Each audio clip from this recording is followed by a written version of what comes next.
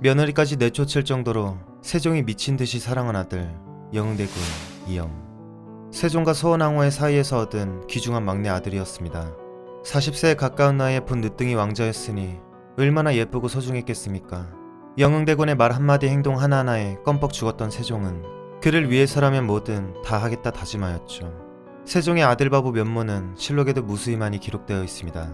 한 번은 영흥대군이 9살일 적에 사냥을 나갔는데 세종의 눈에 도망가다 지친 짐승이 보이면 올 스탑을 외쳤습니다. 그리곤 사람을 시켜 영흥대군의 말을 그리로 몰게 하여 쏘게 하였죠. 그렇게 사냥에 성공하여 기뻐하는 막내 아들의 모습을 아빠 미소를 한 채 바라보곤 했습니다. 또한 세종은 왕자가 동물을 좋아한다는 것을 알고 날다람쥐 2마리와 독수리 새끼 2마리를 구해오도록 시켰습니다. 이에 왕자가 기뻐 날뛰는 모습에 5일 뒤엔 진귀한 새를 구해오도록 하여 왕자를 즐겁게 해주었죠. 이처럼 기염을 잔뜩 받은 영흥대군이 12살이 될 때쯤 세종은 그의 결혼을 추진하였습니다. 당연히 심혈을 기울여 신부감을 뽑았고 그렇게 선택된 여인이 바로 송씨였습니다. 이때 당시 세종이 다른 아들과는 차원이 다를 정도로 휘황찬란한 선물들을 보냈다고 기록되어 있죠.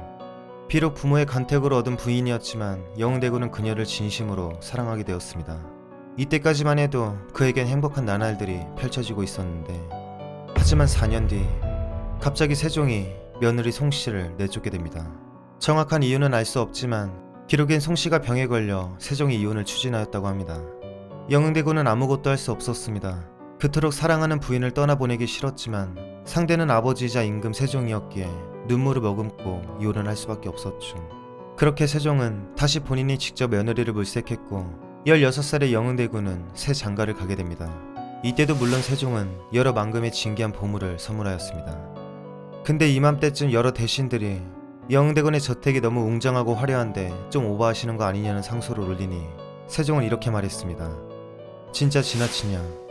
그래서 내 당연하죠를 외쳤던 대신들이었지만 그들이 몰랐던 게 하나 있었습니다. 바로 세종은 답정너였던 것.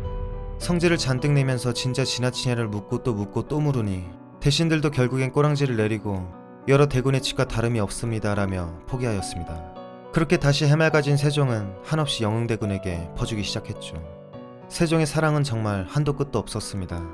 영흥대군이 병에 들어 이순몽이란 자의 집으로 피접을 자주 갔는데 이순몽 또한 왕자를 매우 아끼고 사랑하였으며 왕자의 병이 여러 번 낫기도 하였습니다. 이에 무한한 고마움을 느낀 세종은 이순몽을 극진히 총애하였습니다.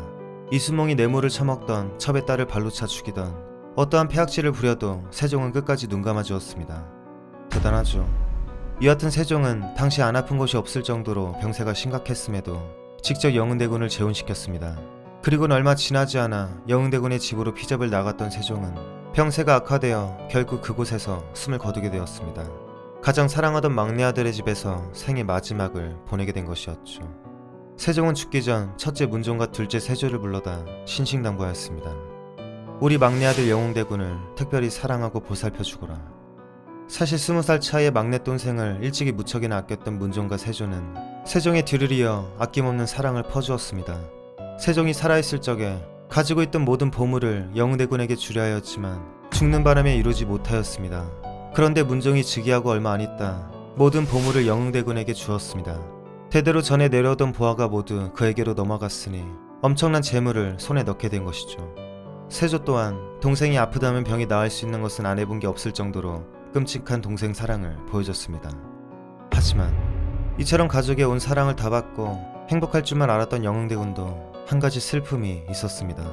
바로 떠나보냈던 첫 번째 부인 송씨를 사무치게 그리워한다는 것이었죠. 사랑을 많이 받아와서인지 사랑 주는 법도 알았던 로맨티스트가이 영흥대군은 결국 세종이 죽고 난 뒤 몰래 송씨와의 만남을 이어갔습니다. 이때 도와준 이가 바로 세조였죠. 그렇게 둘은 불타는 사랑을 나누다 송씨가 아이를 낳게 되면서 둘째 부인 정씨와 이혼을 한 뒤 송씨와 다시 재결합할 수 있었습니다. 정씨가 불쌍하죠. 이후로 그는 죽을 때까지 편안히 사랑받으며 살았습니다. 당시 자신을 챙겨주던 세조를 많이 따랐기에 조카 단종이 죽고 형제들이 죽는 난리통 속에서도 라인을 기가 막히게 잘 타서 세조를 열렬히 지지하였습니다. 그렇게 영흥대군은 세조의 비호 아래 부귀영화를 누리다 33세의 나이로 숨을 거두게 됩니다.